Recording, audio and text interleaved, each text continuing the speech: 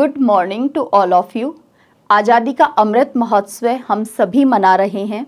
आज़ादी को जो आज के दिन हम सेलिब्रेट कर पा रहे हैं, इसके लिए हमारी आज़ादी में, हमारे स्वतंत्रता के संघर्ष में अनेक स्वतंत्रता सेनानियों ने अपने प्राणों को न्योछावर किया, अपने प्राणों का, अपने जीवन का बलिदान दिया, तब जाकर हमें आज़ादी मिल पाई है। बहुत बड़ी कीमत चुकाई है हमने हमारी आज़ादी को प्राप्त करने के लिए। और हमारी जो आज़ादी है और हमारी आज़ादी का जो इतिहास है वो भगत सिंह के बिना पूरा नहीं हो सकता।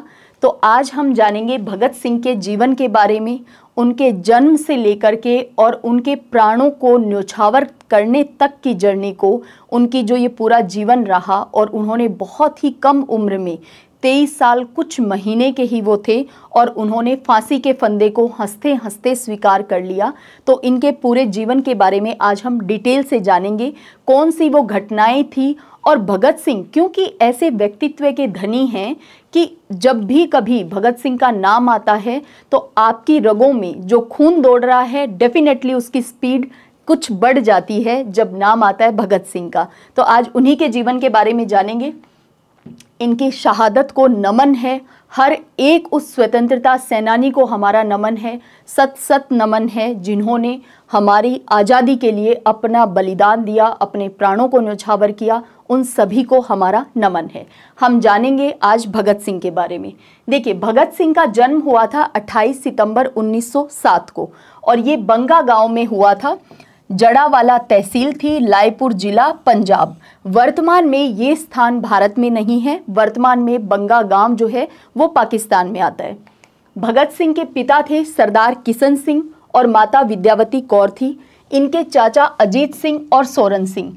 भगत सिंह का जिस दिन जन्म हुआ था, क्योंकि इनके पिता और चाचा भी स्वतंत्रता सेनानी थे, जिस दिन भगत सिंह का जन्म हुआ था उससे पहले वो जेल में थे और उसी दिन वो रिहा होकर आए थे। तो भगत सिंह को भागों वाला कहा जाता है क्योंकि उनका नाम पहले भागों वाला ही रखा गया था, फिर धीरे धीरे वो मॉडिफाई होकर के भगत सिंह हो गया। तो शुरुआत में इनको भागों वाला कहा गया क्योंकि इसी दिन इनके पिता और चाचा जेल से रिहा होकर आए थे। और क्योंकि भगत सिंह जो हैं ऐसे परिवार में जन्म इनका हुआ कि जहाँ पे पिता चाचा सभी ऑलरेडी स्वतंत्रता के संघर्ष में लगे हुए थे, तो ये तो तय था कि इन सभी बातों का, परिवार का प्रभाव इनके व्यक्तित्व पे आना तो तय था। भगत सिंह को बचपन में ही ये पता था और आज हम जानेंगे उनके बचपन की भी कहानी। उनको बचपन में ही ये पता था कि उन्हें स्वतंत्रता के संघर्ष में शामिल होना है, उन्हें भारत की आज़ादी में शामिल होना है, भारत को आज़ाद करवाने के लिए उन्हें संघर्ष करना है। तो इनके परिवार का, हालांकि इनका परिवार किसान परिवार था और बंगा गांव में रहते थे, तो इनकी जो शुरुआती स्कूल थी भगत सिंह की, वो वहीं गांव की ही स्कूल में हुई थी। 1907 क्योंकि परिवार का तो प्रभाव भगत सिंह पे था ही था, लेकिन हमारे देश में क्या परिस्थितियां चल रही थी, क्योंकि देश में घटित होने वाली घटनाओं का भी बहुत बड़ा प्रभाव भगत सिंह पे देखने को मिलता है। तो 1907, अब आप इस समय को भारत के कंटेक्स्ट में अगर हम समझें कि भारत में इस समय क्या चल रहा था, तो 1905 में भगत सिंह के जन्म से पहले हम देखें तो 1905 में बंगाल का विभाजन, 1906 में मुस्लिम लीग की स्थापना, जो कि ये बताता है कि अब फूट डालो राज करो की नीति जो थी वो ठीक तरीके से ये अंग्रेज एक्सरसाइज कर रहे थे। 1907 आते आते हमारी ही एकता पे क्वेश्चन मार्क लगना स्टार्ट हो गया और हमारे जो लिबरल और एक्सट्रीमिस्ट थे, हमारे जो नरम दल और गरम दल, कांग्रेस का सूरत में विभाजन 1907, जिस समय 1907 में जिस वर्ष भगत सिंह का जन्म हुआ उसी वर्ष की घटना को अगर हम डिस्कस करें तो इस समय में चल रहा था कि भाई हमारा ही नरम दल और गरम दल यूनिटी में नहीं था। ऐसे समय पे भगत सिंह का जन्म हुआ। इसके बाद की घटनाओं को अगर हम देखें तो 1909 जिसमें हम जानते हैं कि मर्ले मिंटो सुधार के नाम पे हमारे ऊपर फिर से उपनिवेश की वो बेड़ियां और ज़्यादा जकड़ी जा रही थी। हमें फिर से 1909 सुधारों के नाम पे, क्योंकि देखिए 1909 की ही बात नहीं, 1908 को भी देखें तो राजद्रोही सभा अधिनियम 1908 में पारित किया जा रहा है, फौजदारी कानून का संशोधित अधिनियम 1908 में पारित किया जा रहा है, भारतीय समाचार पत्र अधिनियम 1908 में, इसके अलावा विध्वंसक पदार्थ अधिनियम। तो इन अधिनियमों के माध्यम से और भारतीय प्रेस अधिनियम 1910, इन अधिनियमों के माध्यम से कहीं ना कहीं जो स्वदेशी आंदोलन था, जो हमारी जनता, भारतीय लोग जो जागरूक हो चुके थे राष्ट्र के प्रति, उनको पता था कि हमें इन अंग्रेजों को हमारे देश से इनको भगाना ही है, हमें हमारी व्यवस्थाओं में हमें स्वशासन चाहिए। तो आप समझ पा रहे हैं कि किस तरह से स्वदेशी आंदोलन जो हो रहे थे, मूवमेंट जो हो रहे थे, उनको दबाने के प्रयास किए जा रहे थे। हालांकि 1909 ब्रिटिश जो गवर्नमेंट थी उनकी तरफ से एक तरह से सुधार थे, लेकिन हम जानते हैं कि इस समय ये जो मार्ले और मिंटो थे, मार्ले इस समय भारत का वायसराय था, मार्ले इस समय भारत सचिव के पद पे था और मिंटो जो था वो भारत का वायसराय था। और मिंटो को हम सभी जानते हैं सांप्रदायिक निर्वाचन के जनक के रूप में, जो कि हमारे विभाजन का एक बहुत बड़ा कारण बना आगे चल करके। ये जो सांप्रदायिक निर्वाचन था 1919 में, जो मॉन्टेग्यू चेम्सफोर्ड सुधारों के नाम से फिर से एक अधिनियम हम पे लागू किया गया, वो अधिनियम इसी का कहीं ना कहीं सांप्रदायिक में तो और विस्तार कर दिया गया, तो विस्तृत स्वरूप था। अब यहाँ पे बीच की घटनाएं इंपॉर्टेंट हो जाती हैं जिनका प्रभाव भगत सिंह पे भी आया। देखिए, अब यहाँ पे जैसे जैसे 1907 में जन्म है, तो जैसे जैसे भगत सिंह की एज, वो अपनी उम्र में बढ़ रहे थे, वैसे वैसे ड्रास्टिक चेंज आता जा रहा था भारत की राजनीति में भी और भारतीय लोगों के अंदर भी। यहाँ पे 1914 से लेकर 1918 इनके कॉलेज पहुंचने से पहले की हम घटनाओं को डिस्कस कर लेते हैं जिनका प्रभाव इनके व्यक्तित्व पे, इनके जीवन पे पड़ा। 1914 से 1918 हम सभी जानते हैं फर्स्ट वर्ल्ड वॉर का ये समय था। अब प्रथम विश्व युद्ध के समय पे क्योंकि ब्रिटेन चाहता था कि भारत जो है वो ब्रिटेन का सहयोग करे, बाकायदा गांधी जी ने भी आकर के भारत आने के बाद सब लोगों को आह्वान किया था कि ब्रिटिश सेना में भर्ती होकर के इन ब्रिटिशर्स का सहयोग करो, ताकि ये इस प्रथम विश्व युद्ध के बाद में हमें हमारा शासन सौंपेंगे, हमें उत्तरदायी सरकार की स्थापना करेंगे, भारतीयों की भागीदारी बढ़ाई जाएगी। इस आश्वासन के साथ, और बाकायदा मॉन्टेग्यू ने यहाँ पे घोषणा भी की थी महारानी की तरफ से कि धीरे धीरे उत्तरदायी शासन को स्थापित किया जाएगा, भारत में स्वशासी संस्थाओं को बढ़ावा दिया जाएगा, यहाँ के शासन प्रशासन में भारतीयों की भागीदारी को बढ़ाया जाएगा, लेकिन ब्रिटिश के एक महत्वपूर्ण अंग के रूप में। वो बात ठीक है, लेकिन 1919 का फर्स्ट वर्ल्ड वॉर के बाद जहां हमारी पूरी भारतीय जनता वेट कर रही थी इस बात का कि अब हमारे जो सुधार, जो अधिनियम लागू होगा वो डेफिनेटली भारतीयों के लिए होगा, यानी एक तरह से सुधार लागू करते हुए होगा। लेकिन जैसे ही 1918, अच्छा, जब ये घोषणाएं कर रहे थे, क्यों कर रहे थे? क्योंकि 1914 से लेकर के जो फर्स्ट वर्ल्ड वॉर स्टार्ट हुआ था उस समय परिस्थितियां ब्रिटेन के पक्ष में नहीं थी। हम जानते हैं मित्र राष्ट्र और धुरी राष्ट्र, सेंट्रल पावर, जिसमें जर्मनी था, जिसमें ऑटोमन एम्पायर था, जिसमें ऑस्ट्रिया हंगरी एम्पायर था, तो ये बाकायदा लीड कर रहे थे, ये विजित होते जा रहे थे, जीतते जा रहे थे, और ये जो मित्र राष्ट्र थे ये हारते जा रहे थे, इनकी पराजय हो रही थी। लेकिन फर्स्ट वर्ल्ड वॉर में एक चेंज आया, बहुत बड़ा मोड़ ले लिया इस युद्ध ने, इस विश्व युद्ध ने, जब अमेरिका ने इसमें एंट्री कर ली और रूस इससे एग्जिट हो गया। क्योंकि हम सभी जानते हैं 1917 में, और इसका प्रभाव भगत सिंह पे भी खूब पड़ा, 1917 में रूस में जो लेनिन के नेतृत्व में जो जारशाही को समाप्त किया गया और वहाँ पे बाकायदा सोवियत संघ की स्थापना की गई, समाजवाद पे आधारित ये संघ था। तो यहाँ पे ये जो लेनिन के नेतृत्व में रूस में क्रांति हुई, इसने पूरे विश्व में ये मैसेज दिया बाकायदा कि अगर लोग यूनिटी में आ जाएं तो वो किसी भी सत्ता को उखाड़ फेंक सकते हैं। अब ये घटना तो सभी देशों को पता चल रही थी, तो भारत के लोगों को भी ये घटना पता चली, और क्योंकि समाजवाद का अच्छा खासा प्रभाव था भगत सिंह पे, हम जानेंगे कि किस तरह से HRA को HSRA, Hindustan socialist Republican association कर दिया गया था, उसमें सोशलिस्ट समाजवाद वर्ड जोड़ दिया गया था, उसके बारे में हम जानेंगे। और पूरा प्रभाव था लेनिन का, कार्ल मार्क्स का। आप सभी जानते हैं कार्ल मार्क्स समाजवाद। तो कार्ल मार्क्स की तो दुनिया में दो ही वर्ग हैं, एक हैव और एक हैव नोट्स, एक सर्वहारा, एक बुजुर्गा, एक वंचित वर्ग है और दूसरा वो वर्ग है जिसके पास सारे संसाधन हैं, जिन पे कब्जा है उसका। तो कार्ल मार्क्स का जो समाजवाद था, जिसके चलते रूस में क्रांति हुई, जिसका प्रभाव भारतीयों पे भी आया और भगत सिंह पे कुछ ज़्यादा आया।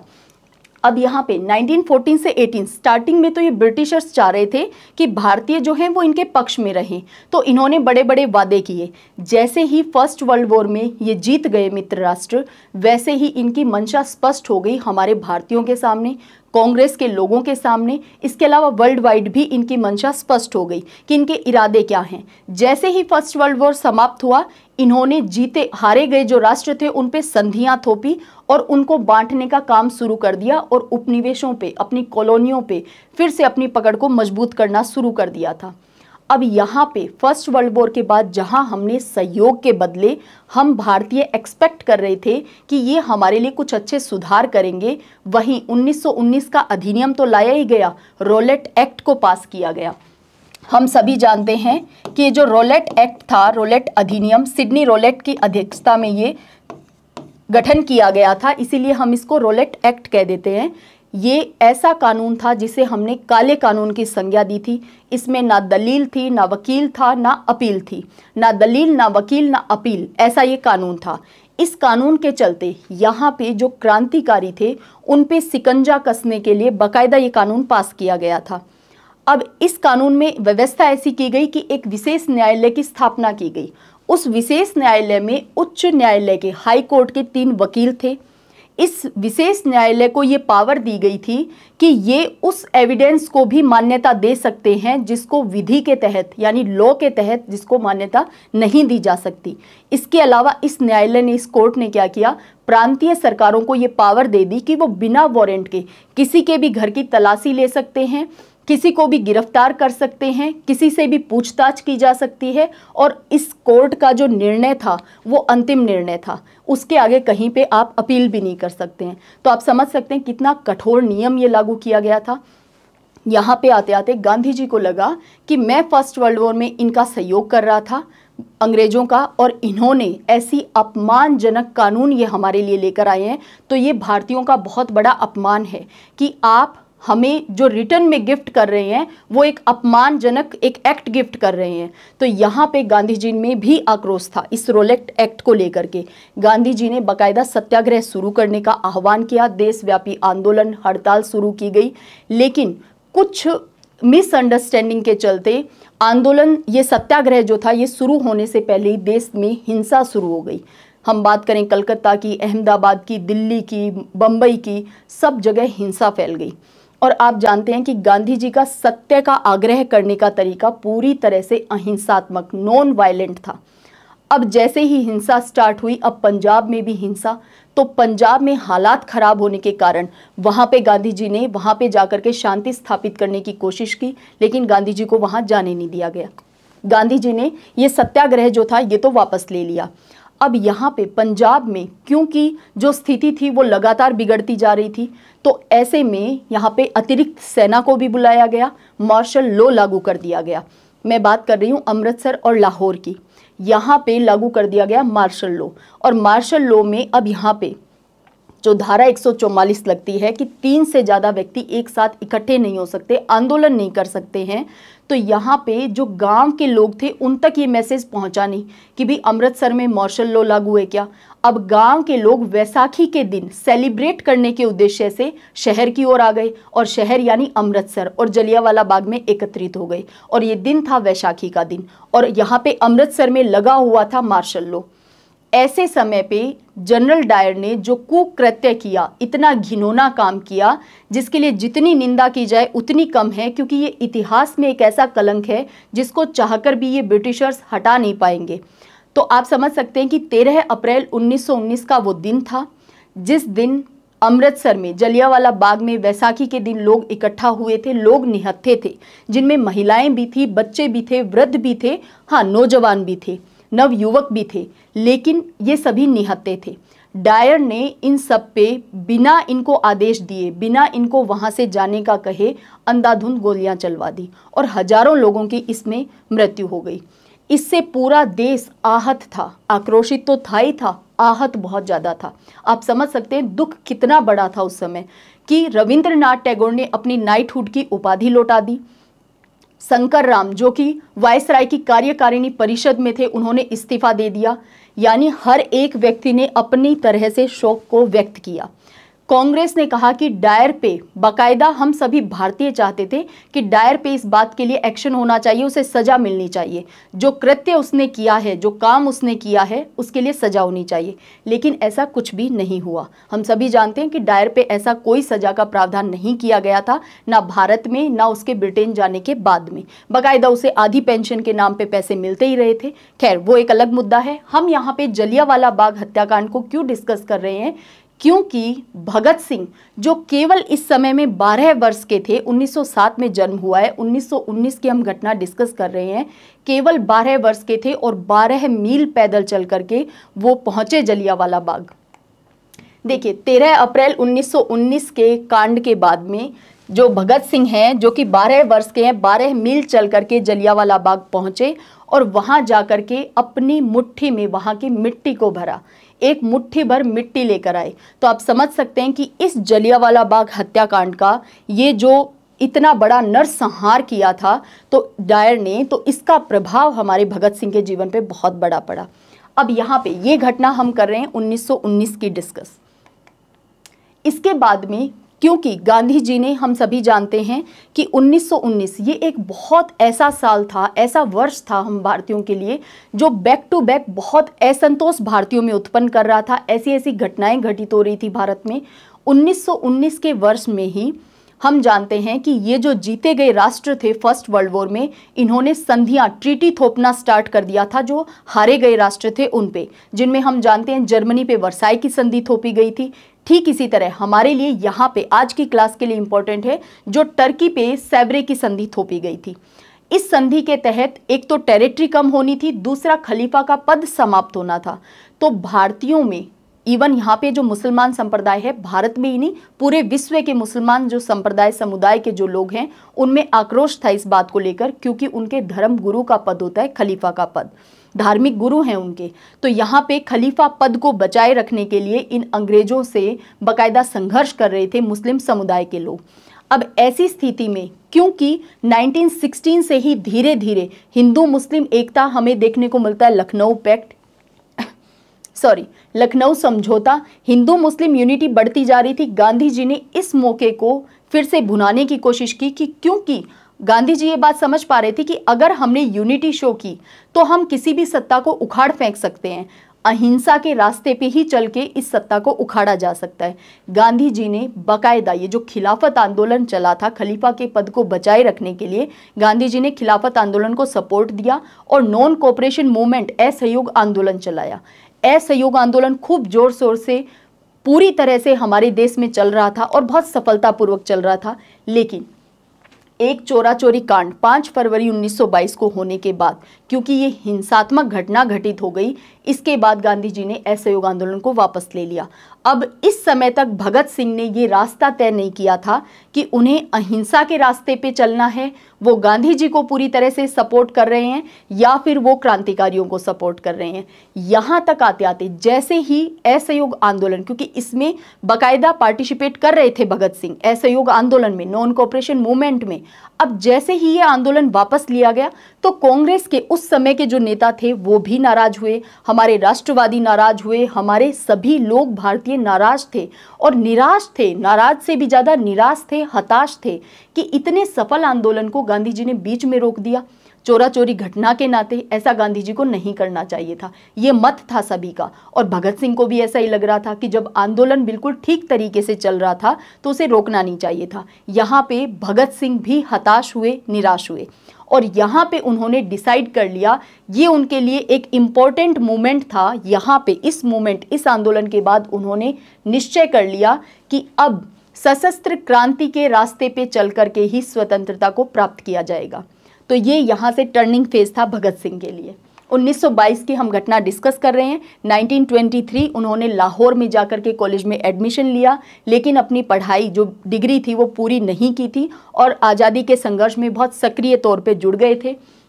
नौजवान भारत सभा जिसका गठन किया गया था भगत सिंह के द्वारा, ये बाकायदा जो नौजवान यानी जो यंग पर्सन थे, यंग लड़के थे, उनको बाकायदा ये बातें समझाते थे और बाकायदा समाजवाद को बताते थे, क्योंकि भगत सिंह का एक बात आपको ध्यान रखनी है कि इन्होंने जेल में रहते हुए जो लेटर लिखे, इन्होंने जो पत्र लिखे अपने साथियों को अपने घर पे, तो उनसे एक बात स्पष्ट हो गई थी कि भगत सिंह जो हैं वो केवल अंग्रेजों से संघर्ष नहीं कर रहे हैं, वो केवल अंग्रेजों के विरोध में नहीं है कि अंग्रेजी सत्ता को उखाड़ फेंको, वो हर एक उस भारतीय के भी विरोध में थे जो कि पूंजीपति होकर के और मजदूर वर्ग का, वंचित वर्ग का शोषण करने वाली नीति अपनाने वाले थे।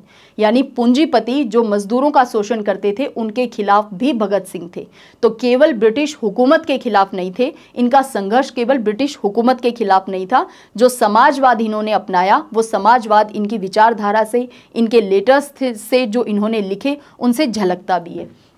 नौजवान भारत सभा जो कि भगत सिंह ने बनाई थी और हिंदुस्तान रिपब्लिक एसोसिएशन, इन दोनों को मर्ज करके हिंदुस्तान सोशलिस्ट रिपब्लिकन एसोसिएशन 1928 के अंदर इसका गठन किया गया। अब यहाँ से बहुत से रोचक किस्से स्टार्ट होते हैं भगत सिंह के। अच्छा, इससे पहले भी 1927 में भी भगत सिंह को गिरफ्तार किया गया था, लेकिन फिर रिहा कर दिया गया था। अब ये घटना है 9 सितंबर 1928 की। अब जो सुधार हम पे 1919 में लागू किए गए थे उनको, यानी जो अधिनियम पारित किया गया था, उनकी जांच करने के लिए यहाँ पे एक समिति का गठन किया गया था। जॉन साइमन उसके अध्यक्ष थे। उसमें जो 7 सदस्य थे वो सभी अंग्रेज थे। इस बात के कारण हमारे यहाँ पे भारतीयों में विरोध चल रहा था कि इसके पीछे 2 बड़े कारण थे। एक तो ये कि 1919 में लिखा गया था बाकायदा अधिनियम में कि 10 वर्ष के बाद ऐसे आयोग का गठन या ऐसी समिति को बनाया जाएगा जांच करने के लिए कि क्या ये सुधार भारतीयों के पक्ष में हैं, क्या ये ठीक तरीके से संचालित हुए हैं, इसकी जांच करने के लिए। पहला आक्रोश ये था कि ये समय से पहले गठित कर दिया गया, जो कि वाकई में कंजर्वेटिव पार्टी की बदमाशी थी, क्योंकि ब्रिटेन में चुनाव होने वाले थे। चर्चिल वैसे भी बदमाश आदमी था। कंजर्वेटिव पार्टी के लोगों को लग रहा था कि अगर हम सत्ता में नहीं आए और लेबर पार्टी सत्ता में आ गई तो लेबर पार्टी कहीं भारत जो कॉलोनी है उसके प्रति उदार रवैया ना अपना ले। ये भय चल रहा था कंजर्वेटिव पार्टी में। अब उन्होंने समय से पहले एक आयोग का गठन कर दिया और ये आयोग मुंबई पहुंच गया। दूसरा बड़ा कारण क्या था इस आयोग का, इस साइमन कमीशन का बहिष्कार करने का, विरोध करने का, कि इसमें सभी भारतीय थे। जांच करने के लिए एक भी भारतीय को, इसमें सभी अंग्रेज थे, एक भी भारतीय को शामिल इसमें नहीं किया गया था। तो आप समझ सकते हैं अगर भारत में सुधारों की जांच करनी है तो उसमें भारतीयों को शामिल करना चाहिए। 1928 चल रहा है, अभी तक भारतीयों की भागीदारी, उत्तरदायी शासन, इन सब की कोई बात ही नहीं चल रही है। तो आप समझ सकते हैं फर्स्ट वर्ल्ड वॉर को समाप्त हुए 10 साल हो गए थे और इन्होंने वादे फर्स्ट वर्ल्ड वॉर के टाइम से ये कर रहे थे कि हम उत्तरदायी शासन की स्थापना करेंगे यहाँ पे। अब साइमन कमीशन 1928, जैसे ही ये कमीशन भारत पहुंचा, पूरे भारत में इसका विरोध हुआ। साइमन गो बैक के नारे लगाए गए और ये नारा देने वाले थे Lala Lajpat Rai. Simon go back का नारा उन्होंने ही दिया था। अब इसका विरोध पूरे भारत में हुआ, यूपी में, मुंबई में। जैसे ही ये पहुंचे, जैसे ही इनका जहाज से उतरना हुआ, वहीं से साइमन गो बैक के नारे लगने स्टार्ट हो गए, काले झंडे इनको दिखाए गए। लेकिन कुल मिलाकर बात यहाँ पे इंपॉर्टेंट क्या है जो भगत सिंह से जुड़ी हुई है कि 30 अक्टूबर 1928 लाहौर साइमन कमीशन का विरोध करते समय स्कॉट ने यहाँ पे, और ये विरोध में लीडर थे लाला लाजपत राय, यहाँ पे ये स्कॉट जो अधिकारी था, अंग्रेज अधिकारी, इसने आदेश दे दिया कि लाठीचार्ज कर दिया जाए। और लाला लाजपत राय जो नेतृत्व कर रहे थे उनके सिर पे लाठियां पड़ी, जिसके कारण उनकी ब्रेन हेमरेज के नाते कुछ दिनों के बाद ही मृत्यु हो गई। कुल मिलाकर साइमन कमीशन का विरोध करते समय लाठियों के कारण हमारे लाला लाजपत राय की मृत्यु हो गई। लाल पाल बाल, जिनको हम जानते हैं गरम दल के नाते कि लाला लाजपत राय, विपिन चंद्र पाल, बाल गंगाधर तिलक, इन तीनों को ही। और देखिए जो उदारवादी, हम ये कहते हैं कि 1905-06 तक कांग्रेस में, जो 1885 में जो कांग्रेस बनी थी, इसके अंदर उदारवादियों का दबदबा था। 1905 के बाद यहाँ पे जो गरम दल के थे उनका धीरे धीरे दबदबा बढ़ने लग गया था। और यहाँ पे लाला लाजपत राय जो कि आइडियल थे, हीरो थे हमारे भगत सिंह के लिए, और लाला लाजपत राय की ऐसे समय में मृत्यु हो जाना, तो ये आप समझ सकते हैं उनकी मृत्यु के साथ बाकायदा भगत सिंह ने एक कसम खाई थी कि इस मृत्यु का बदला वो लेकर रहेंगे। अब यहाँ पे क्योंकि जेम्स ए स्कॉट के आदेश पे ये घटना घटित हुई थी, लाठीचार्ज हुआ था, लाला लाजपत राय की मृत्यु 17 नवंबर 1928 में हो गई थी। 17 दिसंबर को 1 महीने का ही समय लिया और एक ऐसा प्लान तैयार किया जिसके अंदर शामिल थे भगत सिंह, राजगुरु, जयगोपाल, चंद्रशेखर आज़ाद। अब यहाँ पे जयगोपाल को शामिल किया क्योंकि जो राजगुरु थे और जो भगत सिंह थे इनको आइडिया नहीं था कि स्कॉट दिखता कैसा है। तो जयगोपाल ने कहा मैं पहचान करूंगा। और बहुत जो फिल्में आप देखते हैं और जिसमें आप कहते हैं ना कि ये तो हीरो वाली छवि ये होती है, एक्चुअल में भगत सिंह ने जो इस प्लान को एग्जीक्यूट किया, हालांकि चंद्रशेखर आज़ाद बैकअप प्लान लिए हुए तैयार थे वहाँ पे, लेकिन क्योंकि गोली जो दागी थी यहाँ पे ये जो प्लान एग्जीक्यूट किया था, पहले प्लान बनाया और विद इन 1 मंथ इस प्लान को एग्जीक्यूट कर दिया। हाँ, स्कॉट नहीं मारा गया क्योंकि हुआ ये कि ये सभी लोग लाहौर की पुलिस चौकी के सामने पहुंच गए। कौन कौन? जयगोपाल, राजगुरु और भगत सिंह, और जो चंद्रशेखर आज़ाद थे ये बैकअप के लिए तैयार थे। यहाँ पे पहुंच करके जयगोपाल ने अपनी साइकिल को रोकी। अगर आपने भगत सिंह मूवी देखी है तो इस सीन को बाकायदा दिखाया गया है। तो साइकिल रोकी, चैन चढ़ाने के बहाने से वो रुके और जैसे ही अधिकारी बाहर आया उन्होंने इशारा किया। पहली गोली राजगुरु ने दागी, दूसरी हमारे भगत सिंह ने, और वहीं पे सैंडर्स की मृत्यु हो गई। स्कॉट नहीं आया था बाहर, सैंडर्स आया था उस दिन, तो सैंडर्स की मृत्यु हो गई, लेकिन प्लान एग्जीक्यूट कर दिया गया। यहाँ पे चानन सिंह एक सिपाही था, उसने भगत सिंह का पीछा कर लिया। तो यहाँ पे चंद्रशेखर आज़ाद ने पहले उसे रोका कि तुम भारतीय हो, तुम्हें मारना हमारा उद्देश्य नहीं है, लेकिन फिर भी उसने पीछा करना नहीं छोड़ा, तो उसे भी गोली मार दी गई थी। कुल मिलाकर यहाँ पे इन्होंने जो प्लान किया था उसको ये एग्जीक्यूट कर ले गए। लाहौर में सैंडर्स की हत्या कर दी गई। अब इनके लिए सबसे बड़ी टास्क थी कि इन्होंने घटना को अंजाम तो दे दिया, अब लाहौर से बाहर निकलना है और चप्पे चप्पे पे पुलिस है। तो आप समझ सकते हैं यहाँ पे, क्योंकि चंद्रशेखर आज़ाद को हम जानते हैं बहरूपिये के रूप में, बहरूपिया उनको कहा जाता है कि वो जब चाहते तब अपना रूप बदल लेते थे, वेशभूषा बदल लेते थे और उनको पहचान पाना मुश्किल था। इवन अंग्रेजों में यहाँ तक खौफ था चंद्रशेखर आज़ाद का कि इलाहाबाद के अल्फ्रेड पार्क में जब उन्होंने खुद को गोली मार ली थी तो उस समय इन अंग्रेजों में, सेना में जो लोग थे, उन अधिकारियों के, उन सैनिकों की इतनी हिम्मत नहीं हुई थी कि वो आज़ाद के पास जाकर ये देख सकें कि वो जिंदा हैं या सच में वो मर चुके हैं। तो आप समझ सकते हैं ये खौफ था आज़ाद का इन ब्रिटिशर्स के अंदर। तो आज़ाद ने तो पहले ही कहा था कि मैं कभी जिंदा नहीं पकड़ा जाऊंगा, और उन्होंने वो करके भी दिखाया। वो कभी अंग्रेजों को जिंदा नहीं पकड़ पाए, अंग्रेज उनको। तो यहाँ पे अब इनके लिए टास्क थी कि अब लाहौर से बाहर निकलना है। तो चंद्रशेखर आज़ाद ने तो साधु का वेश धारण किया और ये मथुरा चले गए। भगत सिंह ने एक अधिकारी की वेशभूषा धारण की और यहाँ पे भगवती चरण बोहरा, जो कि क्रांतिकारी थे, शहीद क्रांतिकारी भगवती चरण बोहरा की पत्नी थी दुर्गा देवी बोहरा, जिनको भगत सिंह भाभी कहते थे, उन दुर्गा देवी को साथ में लिया, उनके 3 साल के बेटे को साथ में लिया और खुद बन गए अधिकारी और जा करके ट्रेन के 1st क्लास डब्बे में बैठ गए। अब अधिकारी बने तो यहाँ पे अर्दली भी होना जरूरी है, तो राजगुरु जो थे वो उनके अर्दली बन गए और इस तरह से ये ट्रेन के 1st क्लास डब्बे में बैठ करके और यहाँ से निकल गए, लाहौर से बाहर निकल गए। अब हमने देखा आज़ाद पहले ही जा चुके थे। राजगुरु जो थे वो यूपी में, उन्होंने लखनऊ में उतर के वहाँ से बनारस गए, बनारस से वो पहुँच गए नागपुर, नागपुर से वो पुणे जा रहे थे। उस समय अंग्रेजों ने इनको पकड़ लिया था, राजगुरु को। राजगुरु महाराष्ट्र से बिलोंग करते थे। राजगुरु पे बहुत बड़ा प्रभाव था बालगंगाधर तिलक का, जो ये कहते थे, बालगंगाधर तिलक कहते थे कि ये, हालांकि वो गर्मवादी थे, एक्सट्रीमिस्ट थे, कहते थे कि कांग्रेस से कि भाई तुम लोग साल में एक बार मिलते हो तो मेंढकों की तरह टर्राने से, वर्ष में एक बार मिलकर मेंढकों की तरह टर्राने से कुछ नहीं होने वाला है, यानी आज़ादी इस तरह से नहीं मिलने वाली है। तो इनके फॉलोवर आप समझ सकते हैं, लाला लाजपत राय जो कि बहुत बड़े आइडियल हैं, हीरो हैं भगत सिंह के लिए, राजगुरु जो कि महाराष्ट्र से बिलोंग करते हैं, बाल गंगाधर तिलक उनके लिए आइडियल हैं, उन्हीं के चरण कदमों पर वो चल रहे हैं। यहाँ पे इस तरह से ये लोग लाहौर से बाहर निकल गए थे और यहाँ पे जो दुर्गा देवी थी उनका 3 साल का बेटा था और भगत सिंह ये चले गए थे कलकत्ता, वेस्ट बंगाल चले गए थे। कुल मिलाकर 17 दिसंबर को इस घटना को अंजाम देने के बाद ये लोग यहाँ से निकलने में सफल हो गए थे। इसके बाद में 8 अप्रैल 1929 इन्होंने बम फेंकने की योजना बनाई। अब आप यहाँ पे, आपके लिए समझने वाली बात यह है कि ये भागने में सफल हो सकते थे, लेकिन ये प्री प्लान था। बटुकेश्वर दत्त और भगत सिंह का प्री प्लान था कि हमें यहाँ पे असेंबली में, जो कि प्रेजेंट में हमारी पार्लियामेंट है, वहीं की ये बात चल रही है कि वहाँ से हमें गिरफ्तारी देनी है, हमें बम का धमाका करके भागना नहीं है, क्योंकि चाहते तो भाग सकते थे। पहले ही जब इतनी बड़ी घटना को अंजाम देकर ये छुपने में कामयाब हो गए, लाहौर से निकलने में कामयाब हो गए, तो इस घटना के बाद भी ये जा सकते थे। लेकिन ये प्री प्लान था कि भगत सिंह ने अपनी गिरफ्तारी दी और फिर इसके बाद वो कभी बाहर नहीं आ पाए।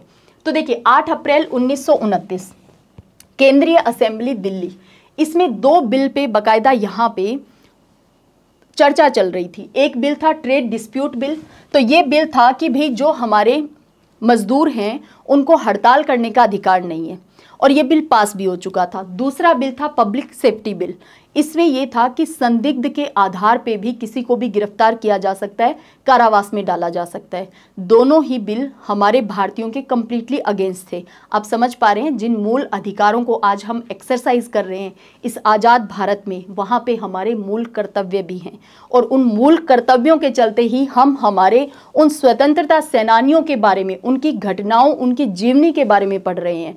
क्योंकि हमारा मूल कर्तव्य है कि स्वतंत्रता के आंदोलन को, राष्ट्रीय आंदोलनों को प्रेरित करने वाले उच्च आदर्शों को अपने हृदय में संजोए रखें और उसका पालन करें। तो ये हमारी बाकायदा केवल अधिकारों को एक्सरसाइज करना हमारा मकसद नहीं है। इस आज़ाद भारत में और इस आज़ादी को जब हमने इतना मुश्किल से प्राप्त किया है, इतना ज़्यादा बलिदान देने के बाद प्राप्त किया है, तो अधिकारों के साथ साथ इस आज़ाद भारत में फंडामेंटल ड्यूटीज़ जो कि हमारे कॉन्स्टिट्यूशन में लिखी गई हैं, उनका पालन करना, उन कर्तव्यों का निर्वहन करना, उन्हें मानना, ये भी हमारा कर्तव्य है, हमारा दायित्व है।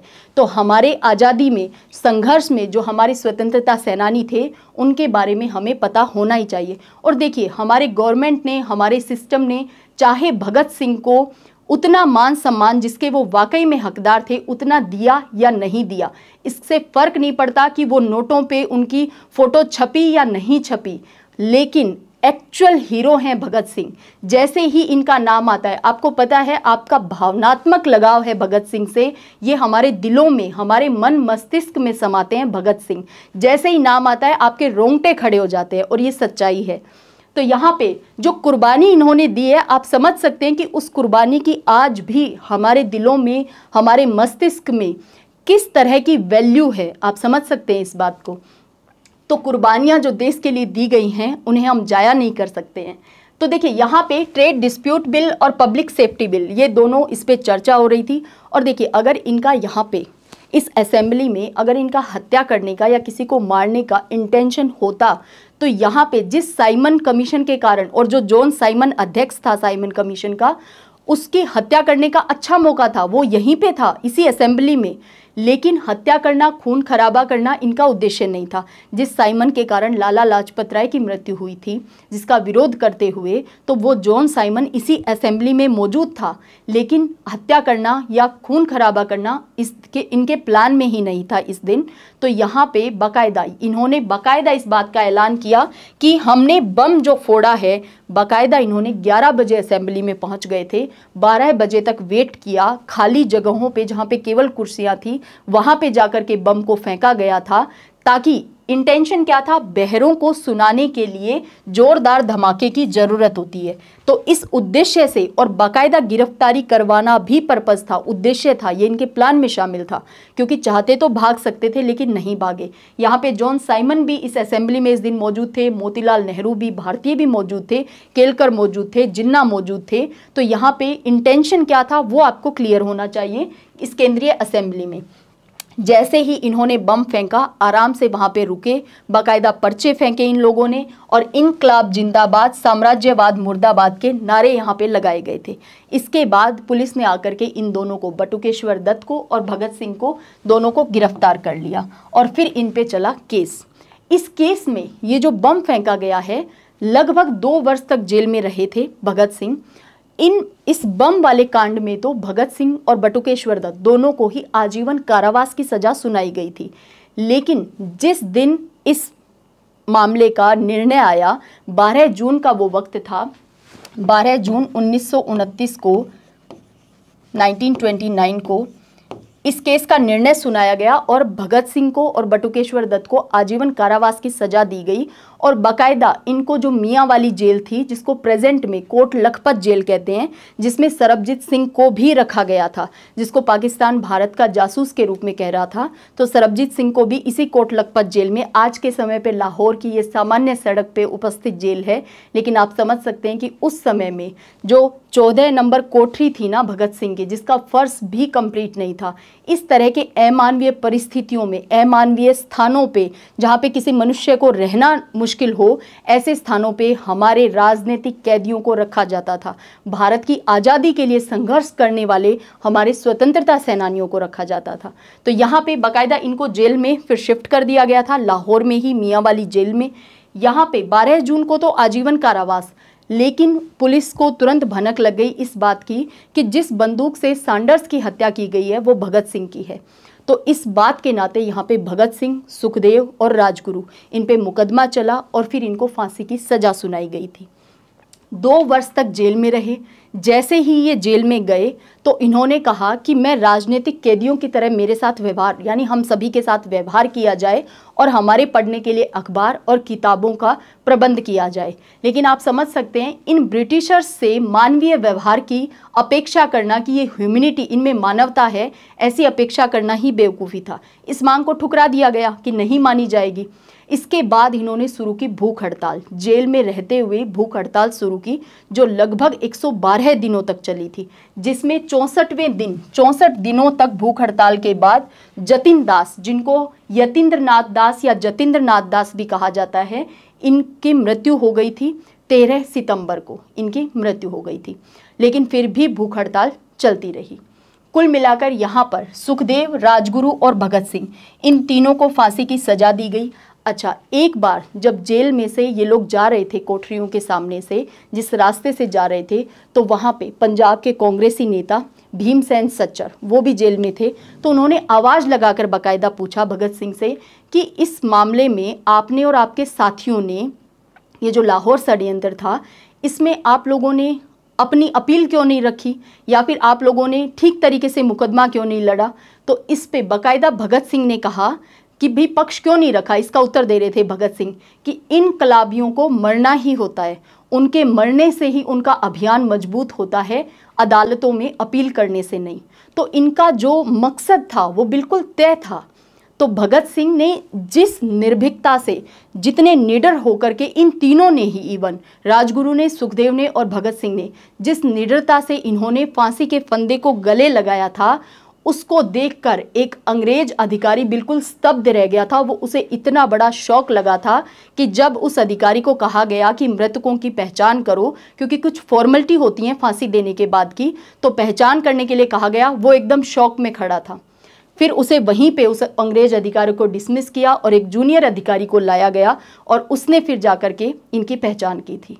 तो आप समझ सकते हैं कि इतना निडर होना जो दूसरों के छक्के छुड़ा दे, स्पेशली इन ब्रिटिशर्स के, खौफ था इनमें चंद्रशेखर आज़ाद का, भगत सिंह का, कि क्या दीवानगी है। तो आज़ादी के दीवाने इनको ऐसे ही नहीं कहा जाता। दीवानगी किस स्तर की थी आप समझ सकते हैं।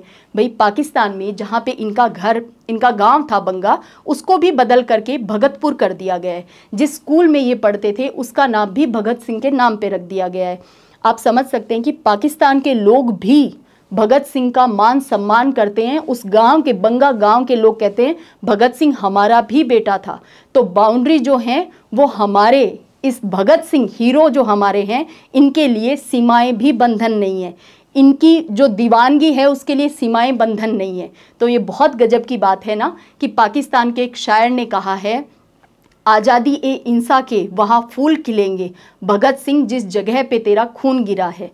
तो पाकिस्तान में, क्योंकि अब ये एरिया जहाँ पे इनका गांव था, स्कूल थी, वो पाकिस्तान में चला गया है विभाजन के बाद, तो वहाँ पे भी बाकायदा इनके सामान को संजो कर रखा गया है। उस घर को बाकायदा ठीक तरीके से रखा गया है।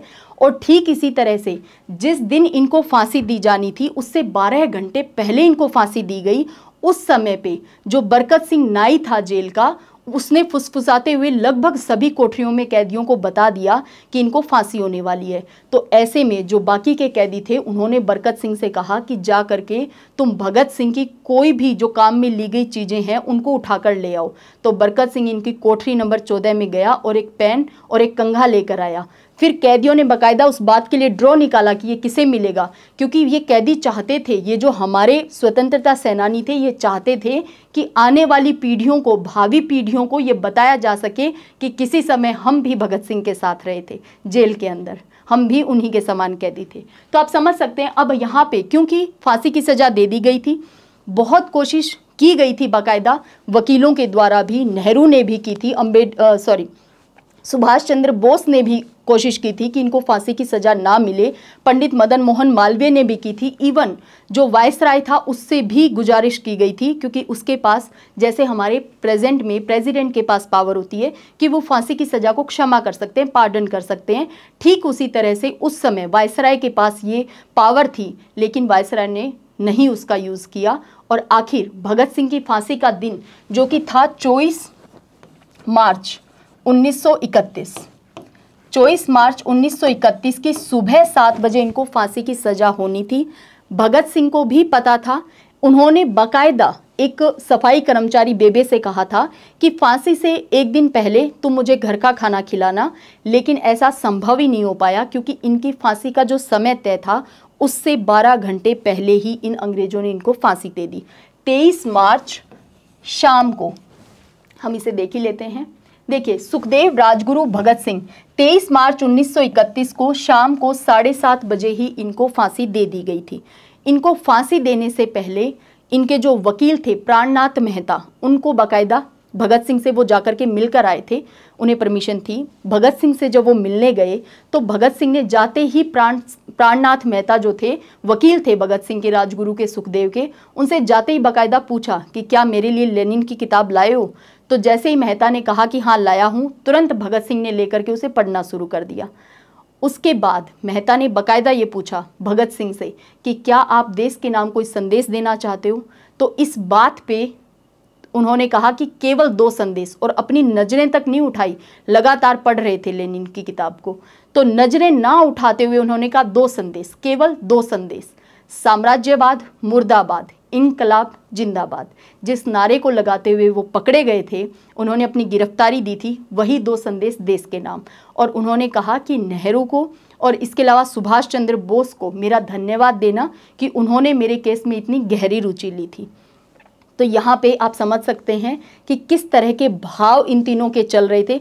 फिर वो राजगुरु से मिले तो उन्होंने कहा जल्दी मुलाकात होगी। सुखदेव ने कहा कि मेरा कैरम बोर्ड जो जेलर के पास है, कुछ महीनों पहले ही हमें मिला था, उसको लेते हुए जाना तुम।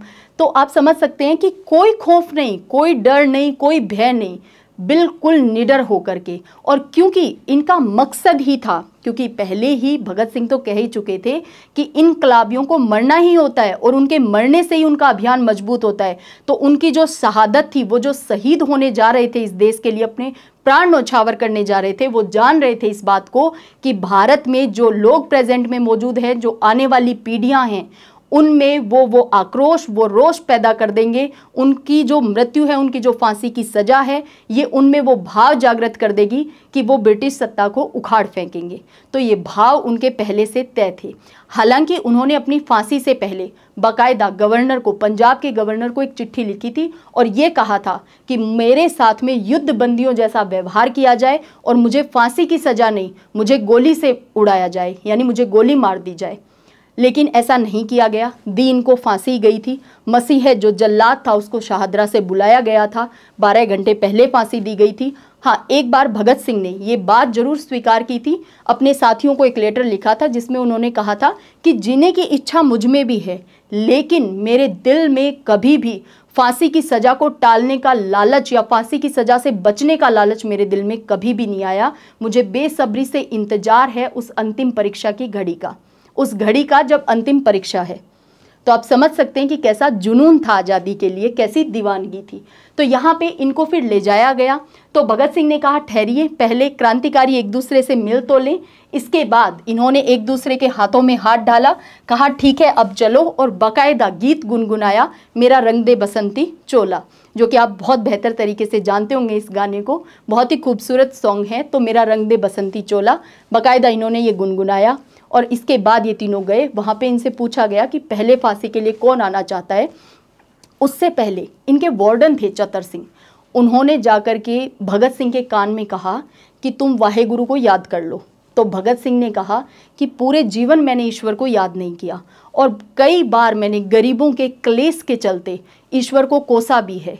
अगर मैं अब ईश्वर को याद करता हूँ, उससे माफ़ी मांगता हूँ, तो ईश्वर कहेगा कि इससे बड़ा डरपोक कोई नहीं है। जब इसका अंतिम समय आया तो ये मुझसे माफ़ी मांग रहा है। तो उन्होंने वाहे गुरु को याद नहीं किया। यहाँ पे बाकायदा इनकलाब जिंदाबाद के नारे लगाए गए इन्हीं के द्वारा, और फिर सारे जेल में कैदियों ने ये नारे लगाए। इसके बाद यहाँ पे पहले सुखदेव को फांसी दी गई, उन्होंने हाथ ऊंचा किया कि पहले फांसी पे मैं जाना चाहता हूँ। यहाँ पे मसीह जल्लाद था जिसने फांसी दी। तीनों को फांसी दे देने के बाद बाकायदा तय ये किया गया था कि भाई 24 मार्च को सुबह के समय इनको फांसी दी जाएगी, लेकिन 12 घंटे पहले ही दे दी। इसके अलावा क्योंकि इनमें भय था, इन अंग्रेजों में भय था कि ये जो लोग हैं जिनमें इतनी दीवानगी है भगत सिंह को लेकर के, तो वो जेल को तोड़ देंगे, भीड़ को हम कंट्रोल नहीं कर पाएंगे और वो जेल के अंदर आ जाएंगे, इनको ये भय था। दूसरा इन्होंने क्या किया कि जैसे ही फांसी की सज़ा 12 घंटे पहले ही दे दी गई, इसके बाद क्योंकि भीड़ तो तब भी, लोग तो तब भी जमा हो गए थे जेल के बाहर, क्योंकि उनको पता चल गया था। इसके बाद इन्होंने जेल की बाकायदा पीछे वाली दीवार को तोड़वाया, वहाँ से एक ट्रक अंदर आया, उसमें बहुत अपमानजनक तरीके से तीनों की डेड बॉडी को उसमें डाल दिया गया। यहाँ पे हिंदू और सिख रीति रिवाज से यहाँ पे अंतिम संस्कार होना चाहिए था तीनों का, जो कि तय था रावी नदी के तट पे। लेकिन कहते हैं उस समय रावी नदी में पानी कम था, इस वजह से फिरोजपुर के पास में इनको सतलुज नदी के तट पे ले जाया गया और वहाँ पे किसी भी रीति रिवाज को फॉलो, किसी रिचुअल को फॉलो नहीं किया गया जो हमारे संस्कारों में है, उनको फॉलो ना करते हुए केरोसिन ऑयल डाल करके इनकी बॉडी को जला दिया गया। लोग वहाँ भी पहुँच गए, उस स्थान पे भी पहुँच गए, तो भीड़ को आते हुए देख के इन अंग्रेज अधिकारियों ने, सेना के लोगों ने क्या किया, इनको जलते हुए ही डेड बॉडीज़ को सतलुज में फेंक दिया। लेकिन वो तो लोगों ने जैसे तैसे करके कुछ जो इनके शव के अवशेष थे उनको बचा लिया और फिर बाकायदा रीति रिवाज के साथ अंतिम संस्कार किया गया। इनके लिए शांति जुलूस भी निकाला गया था, जो एक तरह से हमने एक विरोध प्रकट किया था कि सभी पुरुषों ने अपने कंधों पे ब्लैक पट्टी बांधी थी, महिलाओं ने काले कपड़े पहने थे। वो एक शोक दिवस था। इन तीनों के शहीद होने के दिन को, जिस दिन इनको फांसी लगाई गई थी, उस दिन हम आज भी हमारे यहाँ शहीद दिवस के रूप में मनाते हैं हमेशा से, है ना। 23 मार्च को शहीद दिवस है, 23 मार्च। तो ये थी भगत सिंह का जीवन, किस तरह से उन्होंने आज़ादी के लिए अपना बलिदान दिया। अब उनकी विचारधारा के बारे में जानते हैं। व्यक्तित्व या विचारधारा की अगर हम बात करें तो समाज में भाषा, जाति और धर्म के कारण आई दूरियों पर बाकायदा दुख व्यक्त किया था अपने पत्रों के माध्यम से, जो लेटर उन्होंने अपने साथियों को अपने घर पे लिखे थे। कमजोर वर्ग पर किसी भी, क्योंकि देखिए समाजवाद का प्रभाव पूरा था, कमजोर वर्ग पर किसी भारतीय के प्रहार को भी उसी सख्ती से सोचा जितना कि किसी अंग्रेज के द्वारा किए गए अत्याचार को। और मौत की सजा सुनाने के बाद भी माफ़ीनामा लिखने से साफ मना कर दिया। माफ़ीनामा इन्होंने नहीं लिखा, किसी तरह की अपील नहीं की। हाँ, अपील की थी, हमने देखा पंजाब के गवर्नर को कि मुझे बाकायदा गोली मार दी जाए और मैं युद्ध बंदी हूँ, मेरे साथ वैसा व्यवहार किया जाए, लेकिन ऐसा उन्होंने किया नहीं। इन्होंने एक लेख लिखा, मैं नास्तिक क्यों हूँ। और देखिए अंतिम समय पे भी जब चरत सिंह उनको कह भी आए कि भी वाहे गुरु को याद कर लो, तब भी उन्होंने याद नहीं किया ईश्वर को। तार्किक रूप से यह बताने की कोशिश की कि वे ईश्वरीय सत्ता में यकीन क्यों नहीं करते हैं, तो इन्होंने बाकायदा लेख लिखा था, मैं नास्तिक क्यों हूँ। अब हम कंप्लीट कर चुके हैं भगत सिंह की जीवनी को। अब इन लाइनों के माध्यम से आज की क्लास को कंप्लीट करते हैं। बहुत मायने हैं इन लाइनों के। देखिए, उन्हें यह फिक्र है हरदम, उन्हें यह फिक्र है हरदम, नई तर्ज ए ज़फ़ा क्या है, हमें यह शौक़ है, हमें यह शौक़ है, देखें सितम की इंतहा क्या है, दहर से क्यों खफा रहें, दहर से क्यों खफा रहें, चरख का क्या गिला करें, सारा जहां अदू सही, अदू कहते हैं दुश्मन को, सारा जहां अदू सही आओ मुकाबला करें, अगर सारा जमाना भी दुश्मन है तब भी आओ मुकाबला करें। तो ये थे भगत सिंह, जिनके बहुत मायने हैं, हमारे दिल में बसते हैं, हमारे मन मस्तिष्क में बसते हैं भगत सिंह। तो आज़ादी का जश्न मनाइए अपने अधिकारों के साथ और अपने कर्तव्यों के साथ। तो चलिए मिलते हैं फिर नेक्स्ट क्लास में। जय हिंद, जय भारत।